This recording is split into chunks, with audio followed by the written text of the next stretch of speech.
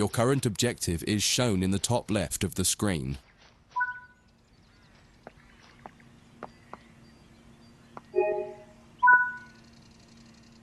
You've just been awarded some action points. These are displayed in the top right corner of the screen and count towards your overall experience level for the game. This is one of the many route tasks you can discover. Keep an eye out for other tasks that will ask you to place, collect, or fix a variety of things. Head into the main building to continue your induction.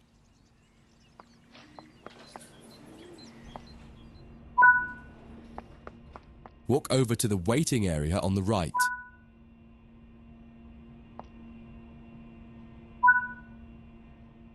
You can pause at any point to review objectives and a lot of other information about what's happening at the moment. Try it now and then return to the game after you've had a look round.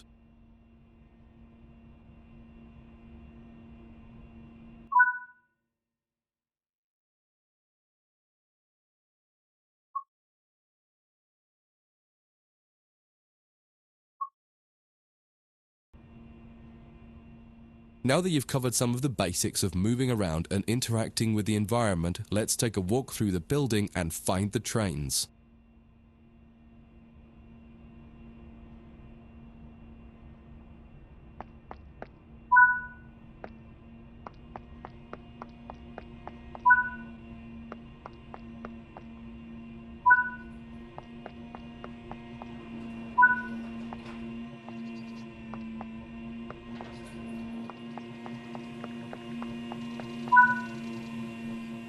This is Central Square.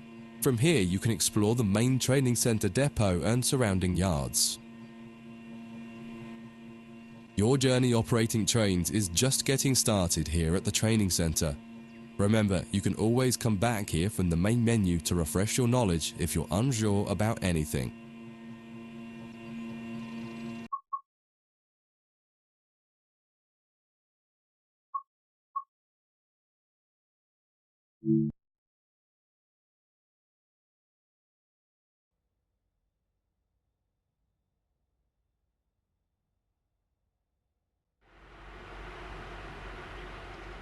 In this training module, you'll learn about the on-screen overlay known as the heads-up display, or HUD. You'll see it when you're in control of a train. You can configure a range of parameters for the HUD that affect how it looks in the game settings. In this tutorial, you're going to take a look at the two main types of HUD and make a first choice of which one you prefer. Get started by climbing up the ladder into this train and sit in the indicated driving seat.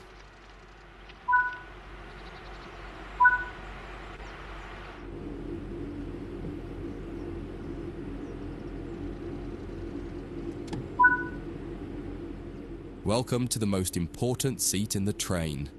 Before you can start learning how to make the train move, you're going to need to understand what the HUD is telling you.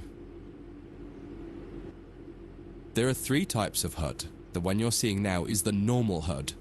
You'll learn that first, and then take a look at the minimal HUD next. There is also a simple HUD, which is essentially a cut-down version of the normal HUD. The HUD is a guide to show you what the train is doing, how you're doing, and what your next objectives are. You can tune what's shown here using the game settings.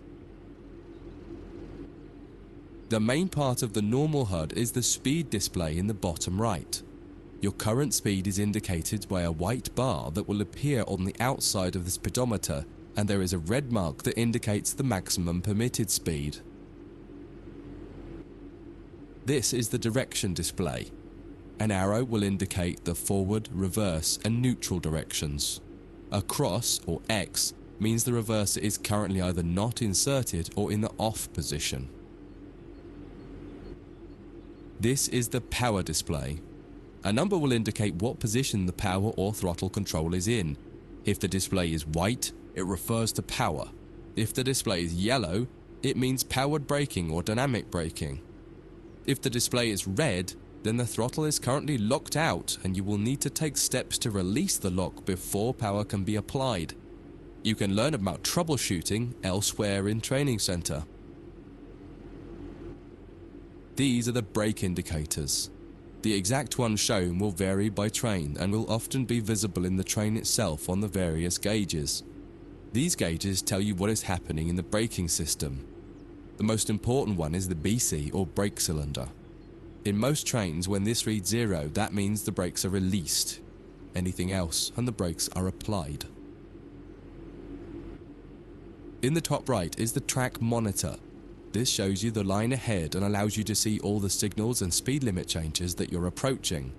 By default, the track monitor shows the signals with their actual red, yellow or green aspect.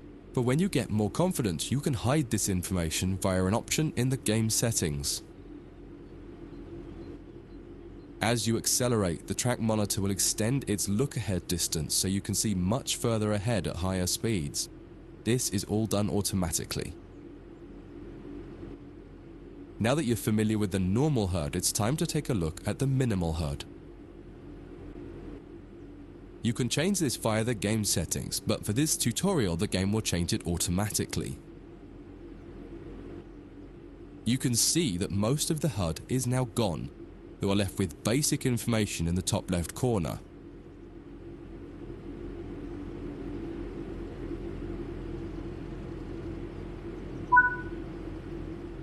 The minimal HUD immerses you in the experience of driving the train. Use the train's real gauges as much as possible. In the top left corner, you will see the information about your next objective and some limited information about what the train's doing, such as your current speed, the speed limit, and the gradient. Use the game settings to add and remove information from the minimal HUD. With less information, you'll find driving more challenging, but also more immersive and rewarding. Experienced players might prefer the minimal HUD, especially when driving from the cab view. The normal HUD is ideal for newcomers or anyone who wants to drive from an external camera. You can switch HUDs in game settings. Do you want to start with the normal HUD or minimal HUD? That concludes this module. If you wish to replay it, you can come back to it at any time via the training center.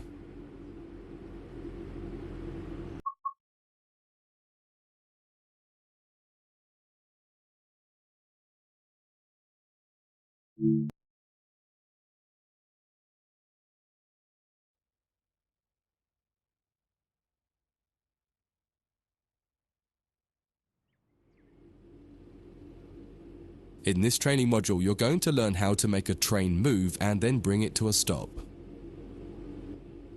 For this exercise, you'll be using a British Class 323 electric multiple unit.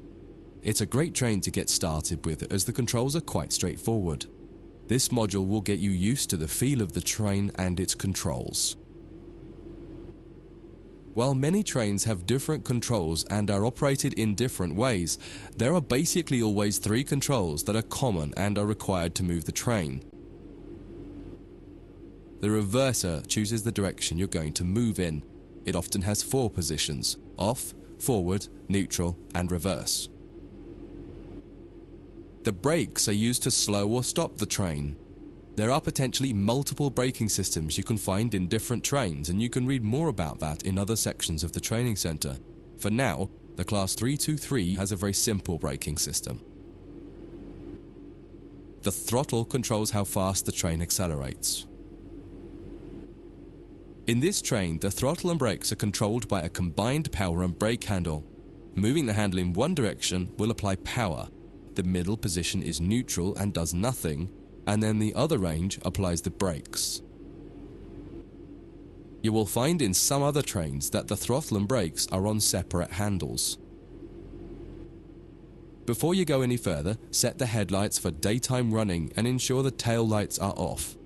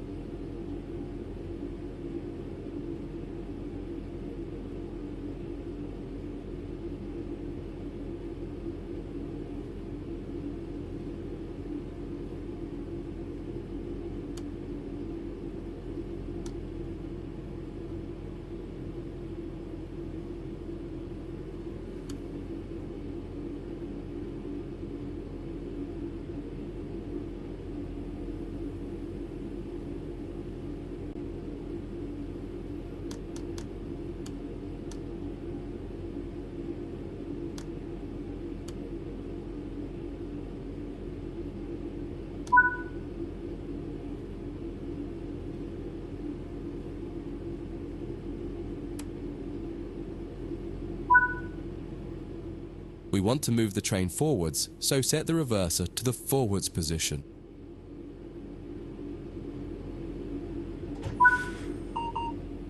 Now pull the combined power and brake handle towards you to release the brakes and apply power.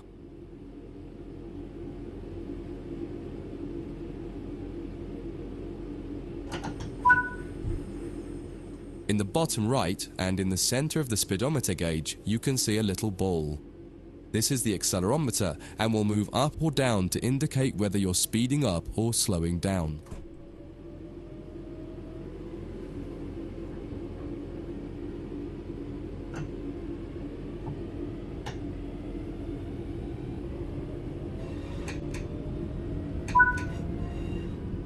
Now that you've reached your target speed, you can move the throttle control back to the center position. The train will then coast on level ground and only slow down very gradually.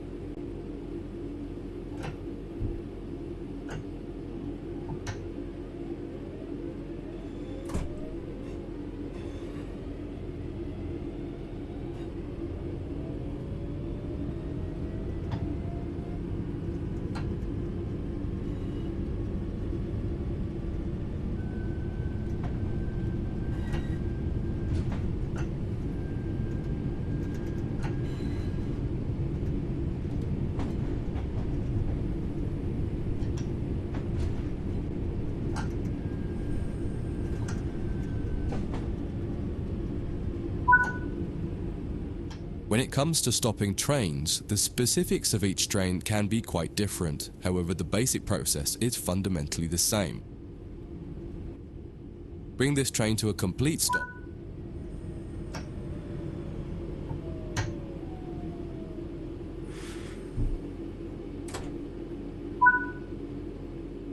The amount of braking you will need to apply also varies depending on whether you're going uphill or downhill and how heavy your train is. Knowing the right amount to apply will come with practice and experience. Stopping a train is one of the biggest challenges of controlling it, particularly stopping it in the right place. That concludes this module. If you wish to replay it, you can come back to it at any time via the training center.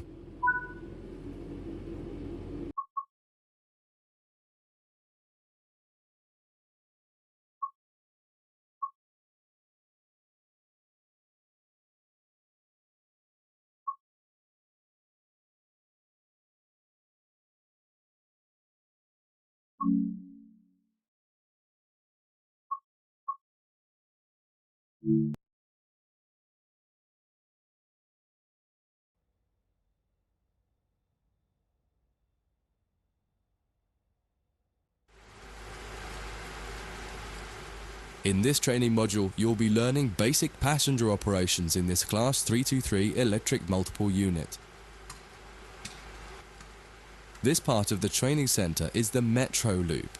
It is used primarily for driver training for passenger trains that are generally shorter or might stop more frequently in normal operating practice. It consists of 2 platforms. In this module, we'll be doing a complete circuit and practicing stopping at both stations. When you're ready, open the door and climb aboard the train.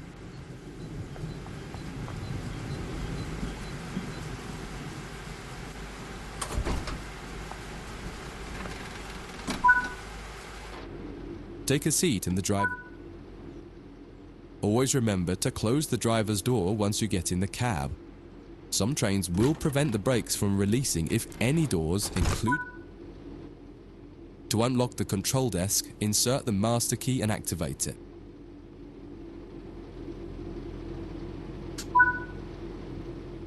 Turn the coach lighting on so that passengers aren't boarding a dark train.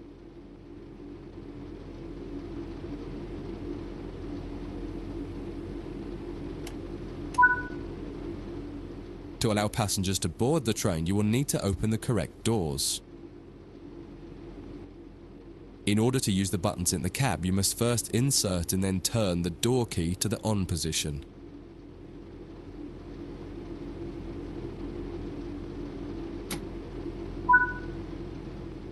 As the platform is on your left, press the open doors left button.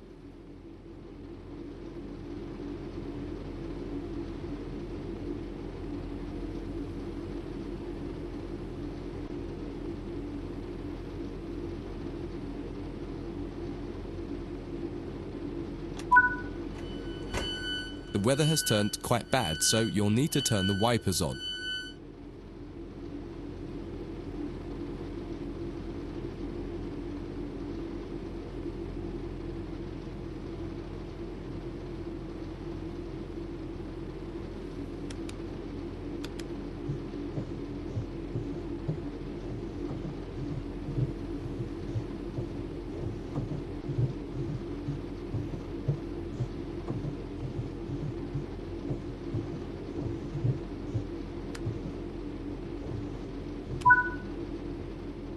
The cab light is currently on. Make sure to turn it off. It's useful to find your way around in the cab, but can make it hard to see out of the window, so you should always turn it off before you start moving.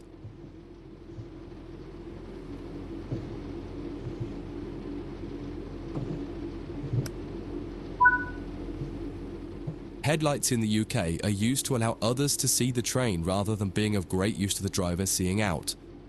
Set the headlights for daytime running and ensure the tail lights are off.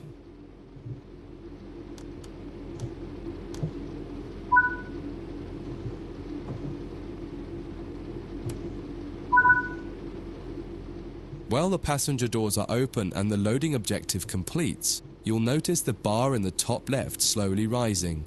Once it reaches the top, the objective will complete and it will be time to close the doors. Now the passengers have boarded the train, close and lock the doors using the close left doors button.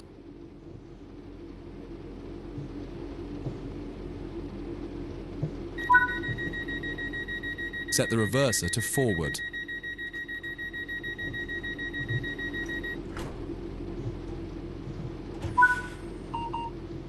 Apply some power to get moving.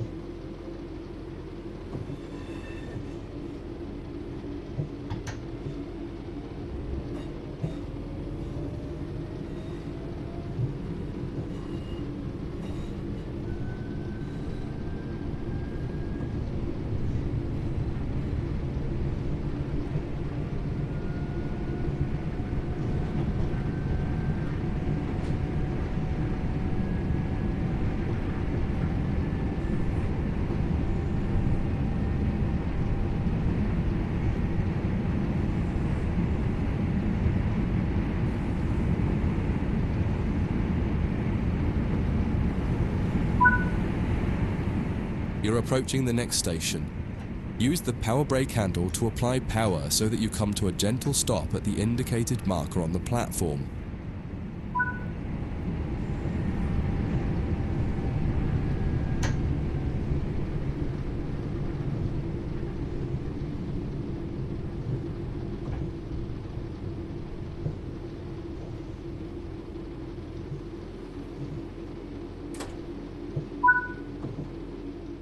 This platform is on the right, so you'll need to use the open right doors button to unlock and open the doors this time.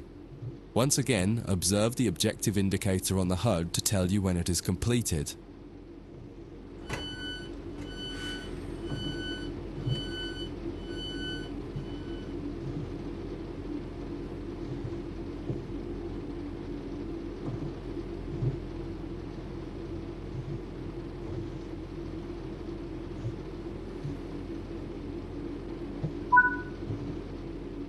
Use the doors close right button to close and lock the doors.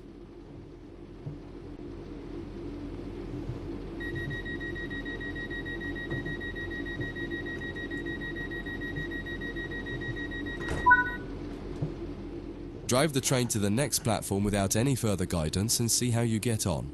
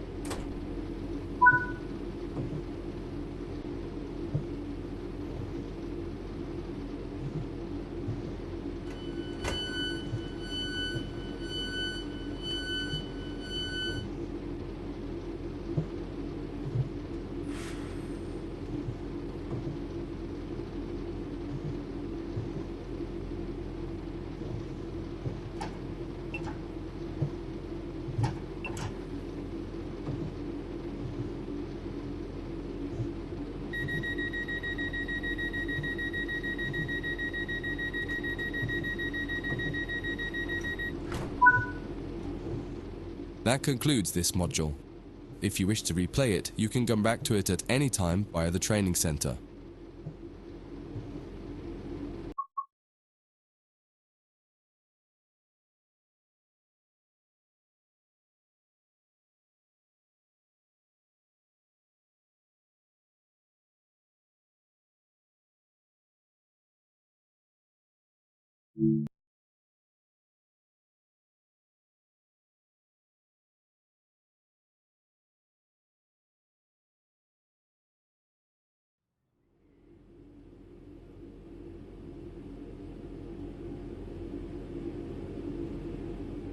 In this training module, you will be learning about the various camera controls and how to get the best views. You can drive from in the cab or an exterior camera. Exterior views are particularly useful for coupling and uncoupling. Currently, you're in the cab of this Class 323 EMU with the same view a real driver would have. Before experimenting with camera views, set the train up correctly as if ready for departure.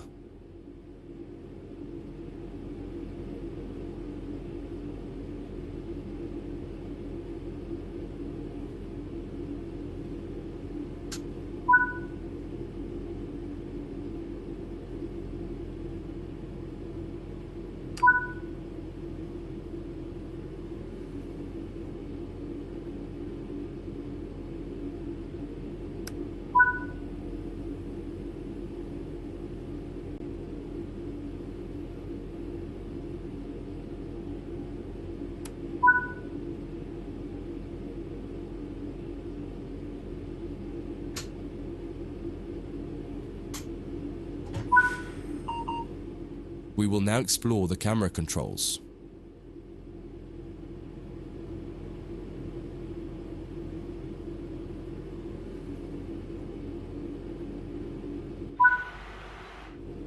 When using a controller, you simply use the same control again to toggle back into the cab. Do that now.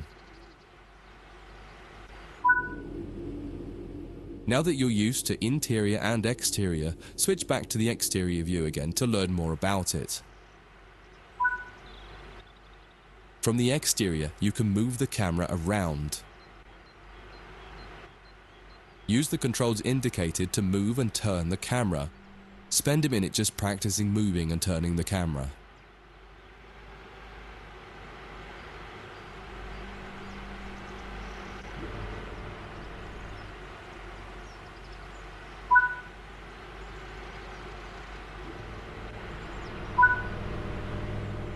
You can zoom in and out using the indicated control. Try it now.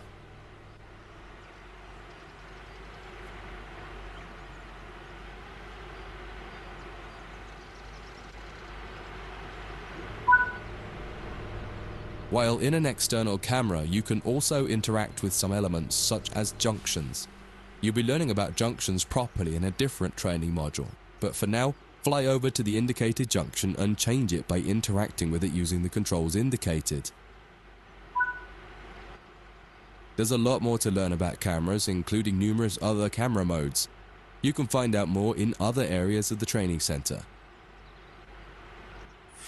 That concludes this module. If you wish to replay it, you can come back to it at any time via the training center.